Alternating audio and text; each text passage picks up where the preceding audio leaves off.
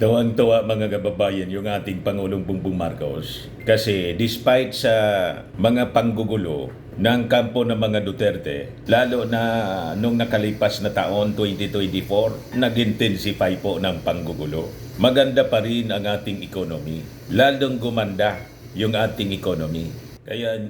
Kaya niya siguro Mr. Maravillas, lalo silang nagwawala ngayon. Target na yung 2025 national budget, gustong siraan po. Sabi ni Congressman Paulo Ortega, kaya ito ginagawa sa kanyang pananaw ng mga Duterte, ang endgame niya ni Digong para magkinabang yung kanyang anak na si Sara kasi tinanggal ng Kongreso. Binawasan mga kababayan ng more than 1 billion, 1.3 billion yung tinanggal sa budget ni Sara. Ang natira, 733 million na lang. Kaya gustong tablahin ng mga Duterte yung national budget for 2025. Siniraan ang siniraan. Sabi yan ni Paulo Ortega, mga kababayan, gusto niyang i-manipulate yung budget process. Sabi ni Paulo Ortega. Yan sabi niya sa post niya, mga kababayan. La Union 1st District Representative Paul Ortega believes that former President Rodrigo Duterte's claims of blank appropriations in the 6.3 trillion national budget this year is ultimately designed to benefit his daughter, Vice President Sara Duterte.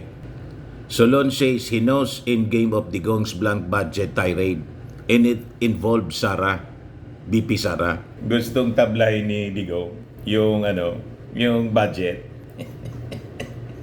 Hindi kasi napagbigyan yung request na more than 2 billion na budget ni Sara. Paano naman po pagbibigyan? Hindi niya ma-justify yung paggamit ng pondo. Hindi may paliwanag si Mary Grace Piatos. O ngayon, going back doon, mga kababayan sa kalagayan ng ating economy, gumanda na. Sabi dito sa balita ng Daily Tribune, Marcos satisfied with 2024 economic numbers. Hindi po umobra mga kababayan yung paninira ng mga Duterte. At ngayon po, yung kinaiinis nila, si Speaker Martin, talagang ang tingin natin mga kababayan, siya yung tinitrain ng ating Pangulong Bongbong Marcos na successor. Si Martin, mga kababayan, yung nag-represent ng ating bansa sa World Economic Forum na nag-attend dyan. Usually, ang pinadadala natin, hindi mismo yung Pangulo ang pupunta, yung mga economic managers, yung Finance Minister or Finance Secretary, yung NEDA Secretary, kasi World Economic Forum. Pero ngayon po, si Martin Romualdez na nandun. Ayan si Martin, Investor-friendly Philippines. Speaker Martin Romualdez reaffirms the commitment of the Philippines to listen to concerns of investors to foster a more business-friendly climate in the country. In his message during the breakfast interaction of the Philippine delegation to the 2025 World Economic Annual Meeting with global business leaders Wednesday, January 22. The dialogue centered on investment opportunities in the Philippines. Siya na mga kababayan yung representative ng ating Pangulo. Lalo nito mga kababayan, manggagalaiti yung mga DDS. Kaya si Martin, yung ratings ni Martin mga kababayan sa surveys, pataas ng pataas, spaghetting pataas. Si Sara, tinalo na po, 9 points. Yung lamang sa latest survey mga kababayan ng Okta yata yun. 48 na lang si Sara. 49. 49. Si Martin, 58%. Yung trust and satisfaction ratings niya po. Yung ating Pangulo, 65%. That's her. Kaya, nakikita naman kasi ng ating mga mamamayan Filipino, gumanda ang ating economy. And the President is very, very happy. Ayan po, sabi dito sa balita, President Ferdinand Marcos Jr. expresses satisfaction with the government's performance on the economy in 2024 during the 24th National Economic and Development Authority Board meeting na ginawa po sa Palasyo Malacanang. Sabi po mga kababayan ng ating Pangulo, I am quite satisfied. I'm even proud. I would go as far as saying I'm proud of things that we have achieved. Walang epekto po yung panggugulo ng mga Duterte. Madaling sabi, sila man lang po ang maiingay. Yung mga vloggers nila at mismong si Digong at mga kakampi niya na kakarampot na lang na mga politikong laos na. Iniwanan na po ng kanyang dating mga kakampi. Dating mga political allies. Kasi sino ba ang didikit sa ganyang uri ng tao? So sabi ng ating Pangulo, we have to make it known to the people that this is what we are doing. So it has to be in a language that is easily digestible and in a language that makes sense to Juan de la Cruz. We're falling behind in making the connection between what we are doing and the lives of ordinary Filipinos. In simple language, mga kababayan, gumanda na yung ating ekonomiya. At sa paganda ng ating ekonomiya, naramdaman ng ating mga kababayan na pilit nililunod sa pamamagitan ng mga controversy ng kampo ng mga Duterte, mga false narratives, false accusations. Lalo na yung latest po, yung issue sa budget, nagawa-gawa man lang po. Wala man katotohanan na may mga empty or blank items yung budget. Kaya nga, yung challenge natin, sabi kasi, gusto nilang dalhin sa Supreme Court. Di dalhin ninyo. Para masuri yung mga documents na pinapakalap ni Ungab.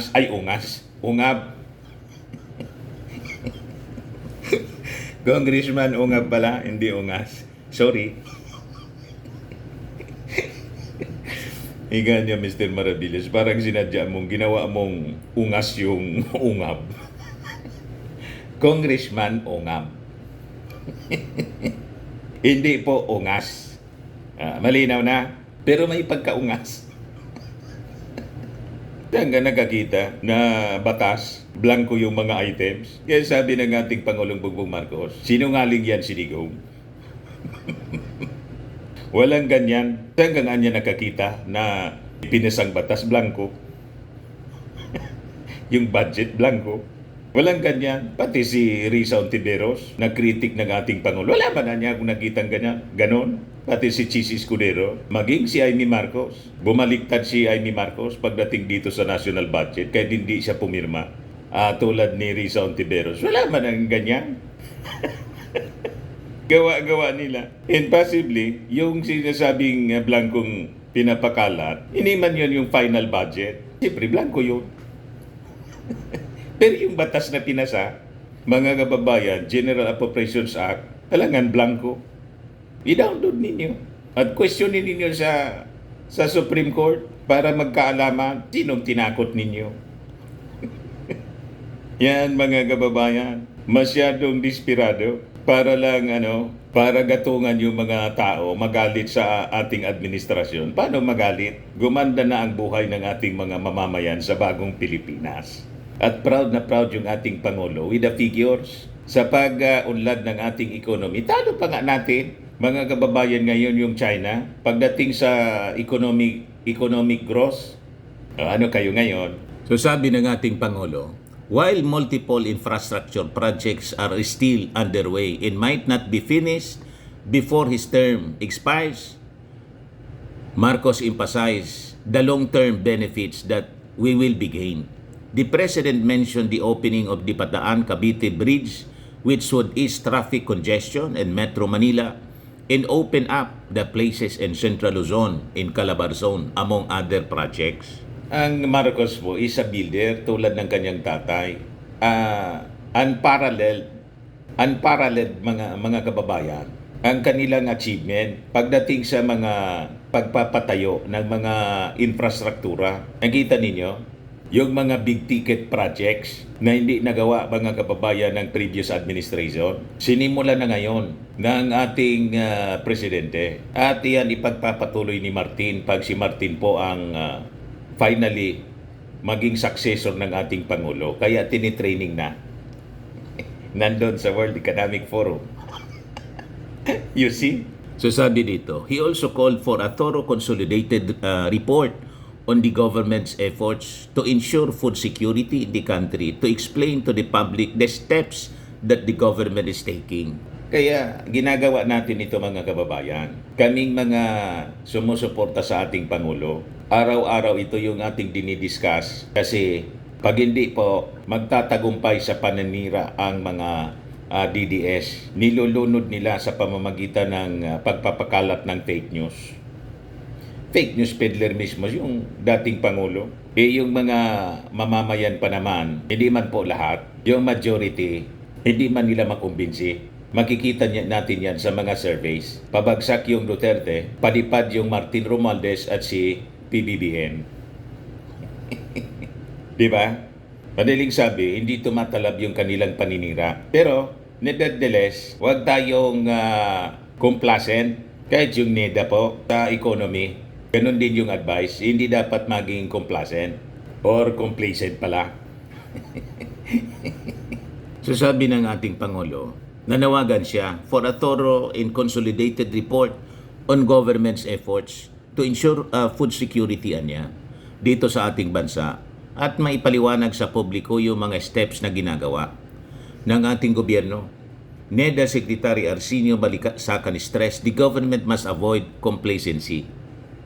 He affirmed his commitment to making economic growth more inclusive.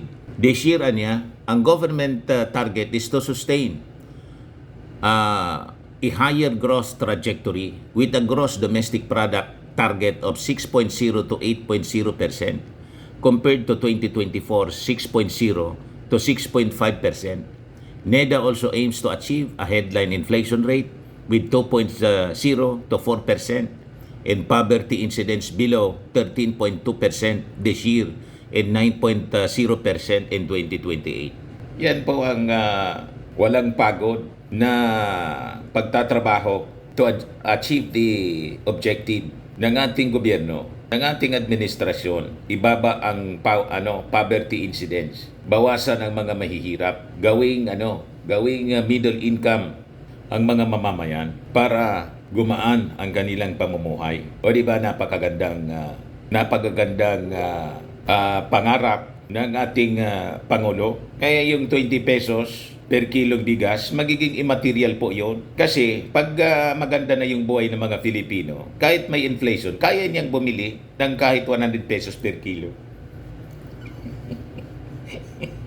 Ang pag maganda na yung buhay ng mga tao, walang epekto po ang inflation. Sabi nga ng dati kong station manager sa radyo, huwag ka niya magproblema huwag mo niyang problemahin yung pambili. Problemahin mo kung paano dumami yung iyong pambili.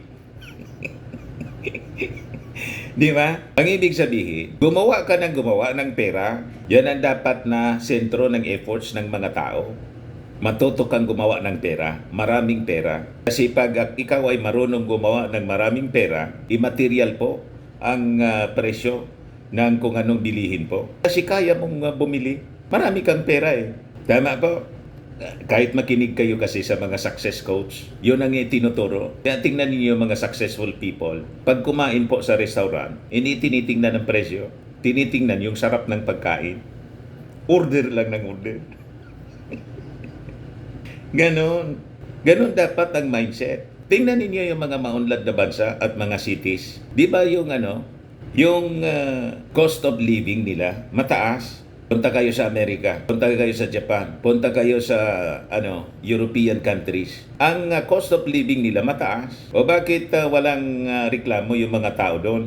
Kasi habang mataas yung cost of living, maganda naman yung kita nila. Kaya pumupunta tayo doon. Yung mga Filipino nagtatrabaho sa ibang bansa. Bakit po? Habang mataas yung cost of living, mataas yung sweldo. Ganun lang yon. May pambili ka ng pangangailangan mo kahit mataas yung presyo. Yan ang dapat na ma-achieve natin. Kaya yon ang target ng ating Pangulong Bongbong. Nevertheless, sabi ng ating Pangulo, pangarap ko anya na ibaba ang presyo ng bigas sa 20 pesos. Hindi man niya yon campaign promise po na ibababa niya talaga. Pangarap niya na once halimbawa naayos na natin yung agrikultura, kailang grabe pong trials pinagdadaanan natin, challenge Kasi nga po, yung mga natural calamities po, hindi man natin yan mapipigil. Natural calamities nga tumatama sa atin, nadidestroy yung ating mga sakahan. Ang importante, mabilis yung recovery natin kasi nandyan nakatutok ang tulong ng gobyerno. At yung mga affected families, immediately may ayuda na kinakagalit po ng mga Duterte.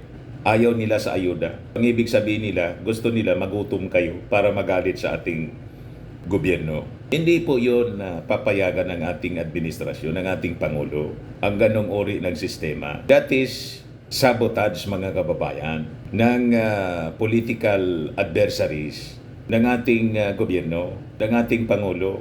So ang target po ng ating gobyerno, ibaba ang poverty incidence below 13.2% this year and 9.0% sa 2028. So sabi po ni Balisacan, NEDA will continue to drive economic transformation by diversifying and developing new growth drivers, enabling the adoption of new technologies, raising economic productivity, and establishing meaningful collaborations with various stakeholders. Yan kasama po ni Martin Romualdez doon sa World Economic Forum sa Davos, sa Switzerland, yung ating mga tycoons, mga negosyante po. Kasi yung mga negosyante, laking tulong nila, sila yung nagkikreate ng employment.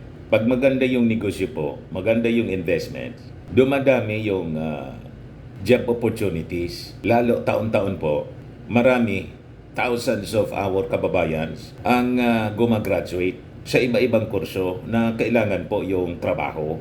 Tama po? Kasi yung mga nag-graduate po, hindi man yan pwedeng i-absorb lahat ng gobyerno, na magtrabaho lahat sa gobyerno.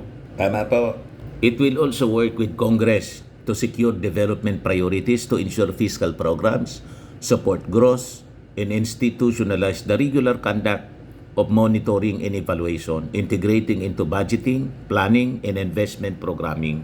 So, very promising mga kababayan ng ating future. Basta't wag lang nating pansinin ang mga ginagawang pananabotahe, panggugulo ng previous administration po, ng mga politiko allied with the previous administration. Kaya dapat natin gawin para masustain ito. Sa midterm election po, sa May, i-shoot natin sa Inidoro yung mga kakampi nila.